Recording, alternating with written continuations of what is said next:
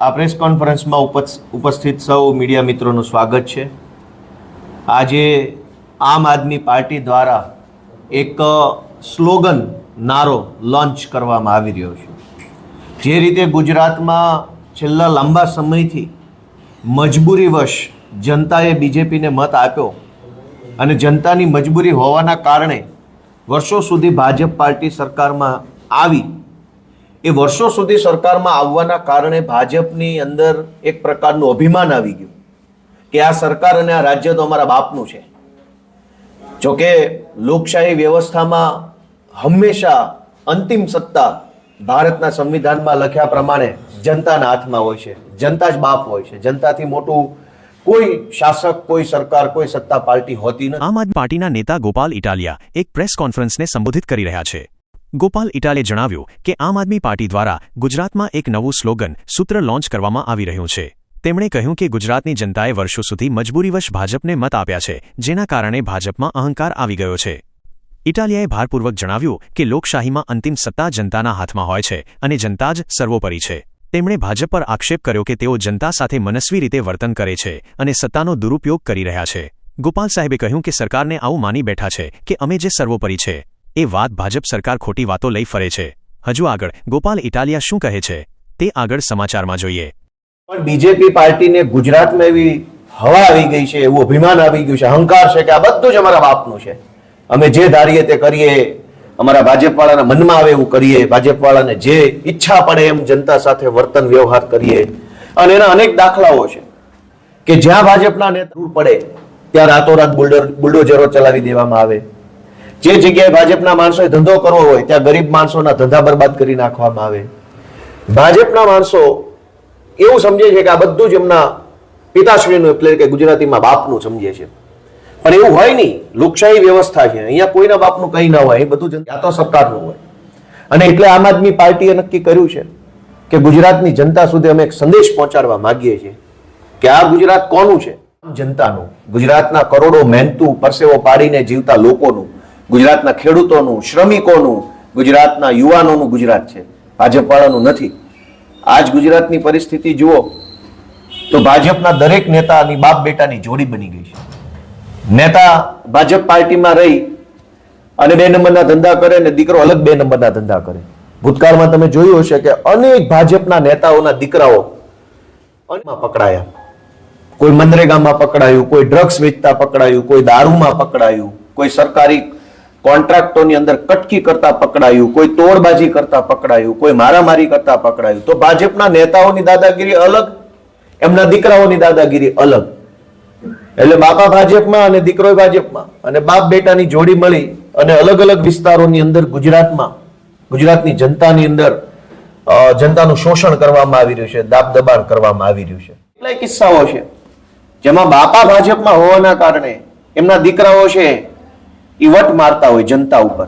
કેટલાક ભાજપના નેતાઓના છોકરાઓ એક્સિડન્ટો કરી નાખે છે, દારૂ પીને ચલાવે, ડ્રગ્સ પીને ચલાવે, બેફામ ગાડીઓ ચલાવે। શું કામ? તો કે મારા બાપા ભાજપમાં છે, મને કઈ નહીં થાય। તો બાપ અને બેટાની જોડી ગુજરાતને બરબાદ કરી રહી છે। અને અનેક એવા કિસ્સાઓ છે, આમાં કોનું નામ લેવું અને કોનું નામ છોડી દેવું એ મોટી ચિંતાનો વિષય છે। દરેક જગ્યાએ ભાજપના નેતાઓની બાપ બેટાની જોડીથી ગુજરાતની જનતા પરેશાન લેવલથી લઈ અને રાજ્ય સરકાર લેવલ સુધી આ ઘટનાક્રમ ચાલી રહ્યો છે। ત્યારે આમ આદમી પાર્ટી દ્વારા એવું નક્કી કરવામાં આવ્યું છે કે નહીં બેટાનું નહીં બાપનું, ગુજરાત હવે હશે આપનું। આ નારા સાથે ગુજરાતની જનતા સુધી અમે પહોંચવાનો પ્રયત્ન કરીએ છીએ કે ગુજરાતની જનતાએ આપેલા મતના આધાર ઉપર જ ગુજરાતના ભાજપના નેતાઓ અને એમના છોકરાઓ બેફામ બન્યા છે। અને એટલે હવે આ બાપ બેટાની જોડીને ઘર ભેગી કરી અને આપનું એટલે કે જનતાનું એટલે કે સામાન્ય માણસ, ખેડૂતો, શ્રમિકો, યુવાનો, મહિલાઓ, જનતાનું શાસન આવે એવી ભાવના સાથે, એવા વિચાર સાથે આમ આદમી પાર્ટી આગળ વધી રહી છે। આજે અમારા આમ આદમી પાર્ટી તરફથી એક ના બેટાનું ના બાપનું, હવે ગુજરાત આપનું આ નારો લોન્ચ કરવામાં આવે છે। આખા ગુજરાતની અંદર આમ આદમી પાર્ટી દ્વારા આ નારો લઈ જઈને જન જન સુધી આ વાત પહોંચાડવામાં આવશે કે ગુજરાત ભાજપના બાપનું નથી અને ભાજપના નેતાઓના છોકરાઓના બાપનું પણ નથી। ગુજરાત આપનું એટલે કે આમ જનતાનું, ખેડૂતોનું, સામાન્ય પરસેવો પાડીને જીવતા માણસોનું ગુજરાત છે। ના બેટાનું ના બાપનું, હવે ગુજરાત આપનું. સાથે આ વિચાર સાથે આમ આદમી પાર્ટી ગુજરાતના ઘર ઘર સુધી, ગલી મહોલ્લા, એક એક વ્યક્તિ સુધી પહોંચવાનો આજથી આ કેમ્પેનનો પ્રારંભ કરે છે. અમને પૂરી શ્રદ્ધા છે કે આમ આદમી પાર્ટીમાં જોડાયેલા આમ પરિવારના, સામાન્ય સાધારણ પરિવારના યુવાનોને ગુજરાતની આમ જનતા આશીર્વાદ આપશે અને આ બાપ બેટાની જોડીને ઘર ભેગી કરી અને સાચું સ્વરાજ લાવવા માટે થઈ અને જનતા. ખૂબ ખૂબ આભાર. આપના કોઈ પ્રશ્ન હોય તો પૂછી શકો. ગોપાલભાઈ, રાજકોટના જંગલેશ્વરમાં 1200 જેટલા મકાનોને નોટિસ પાઠવવામાં આવી છે. આગામી દિવસોમાં ડિમોલેશનની વાત ચાલી રહી છે. ત્યાંના લોકો ખૂબ ચિંતિત છે, કેમ કે વર્ષોથી 50 વર્ષોથી ત્યાં રહેતા હતા અને એવું કહેવાય છે કે વડાપ્રધાનનું ડ્રીમ પ્રોજેક્ટ એટલે કે રિવરફ્રન્ટ ત્યાં બનાવવા જઈ રહ્યું છે. તો શું છે આમ આદમી પાર્ટીનું આ મામલામાં સ્ટેન્ડ? આમ આદમી પાર્ટી હંમેશા ગુજરાતના સાથે ઊભી રહે છે. ચાહે ખેડૂતનો મુદ્દો હોય, ચાહે ગરીબોનો હોય, ચાહે રોજીરોટી કમાતા લોકોનો મુદ્દો હોય.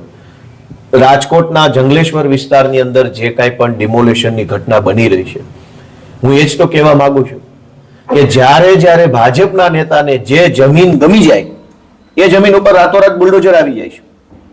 અમે એ તો કહીએ છીએ કે ગુજરાત ભાજપના બાપનું નથી અને ભાજપના નેતાઓના છોકરાઓના બાપનું પણ નથી.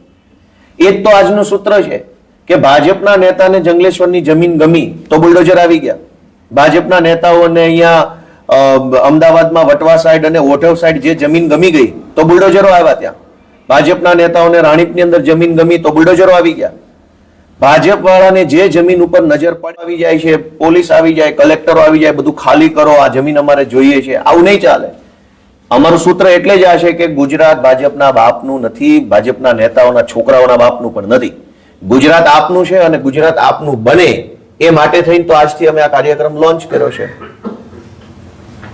પણ આમાં કોઈ લીગલી પાર્ટી તરફથી કોઈ ફાઇટ આપવામાં આવશે ત્યાંના લોકો માટે? ગુજરાતમાં વર્ષોથી આપણે જોતા આવ્યા છીએ.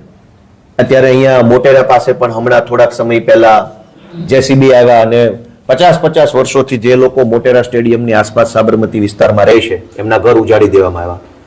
સાણંદ સાઈડ અને એસજી હાઈવે સાઈડ પર સરકારના ડ્રીમ બી ચાલે છે. રાજકોટના જંગલેશ્વરમાં સોમનાથ મંદિરની આસપાસના વિસ્તારમાં જેસીબી ચાલે છે. એવી રીતે સુરતમાં જેસીબી.